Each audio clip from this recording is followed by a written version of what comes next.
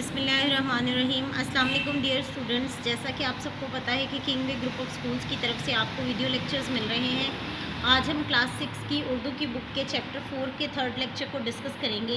Chapter 4 ہے پاکستان کی جانباز بیٹی مریم مختار۔ اس جو آپ کو پہلے لیکچر ملا ہے بیٹا، اس میں آپ کو ساری ریڈنگ کروا دی گئی ہے اور آپ کے آنسر کوشچنز جو ہیں وہ کلیئر کروائے ہیں۔ فرسٹ کوشچن ہے، سارا اسکول سے واپسی پر کیوں خوش تھی؟ یہ آپ کی ہارڈ فارم میں جو ڈائری ہے اس میں بھی آپ کا فرسٹ کوشچن یہی ہے۔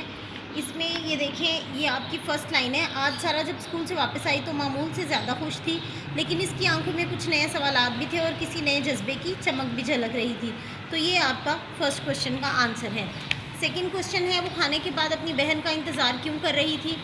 آپ نے اس ریڈنگ میں پڑھا ہے کہ کھانے کی ٹیبل پر والدہ نے اس کو بات کرنے نہیں دی کہ کھانے کے دوران بولنا آداب کے خلاف ہے، تو جب وہ سارا آرام کی غرض سے اپنے کمرے میں چلی گئی اور آمنہ کا انتظار کرنے لگی۔ آمنہ اس کی بہن کا نام ہے تاکہ اس سے اسکول میں کی جانے والی باتیں بتا سکے، ٹھیک ہے؟ وہ اس وجہ سے اپنی بہن کا انتظار کر رہی تھی۔ سارا کو کس نئے شعبے کے بارے میں علم ہوا تھا؟ تو یہ دیکھیں، یہ ادھر بھی یہی کوشچن ہے، سارا کو کس نئے شعبے کے بارے میں علم ہوا تھا؟ تو یہ یہاں پر استانی صاحبہ نے ہمیں ایک نئے شعبے کے بارے میں بتایا اور وہ ہے پاک فضائیہ میں پائلٹ بننا، اس لیے وہ بہت زیادہ خوش تھی اور ایکسائٹیڈ تھی۔ فورتھ کوشچن ہے، مریم مختار نے کب پاک فضائیہ میں شمولیت اختیار کی؟ یہ آپ کی ہارڈ فارم میں بھی یہی کوشچن ہے اور اس کا آنسر ہے یہاں پر۔ اس نے 2011 میں پاک فضائیہ کے 132 GDP کورس میں شرکت کی، ٹھیک ہے؟ 2011 میں مریم مختار نے جو ہے وہ پاک فضائیہ کو جوائن کیا۔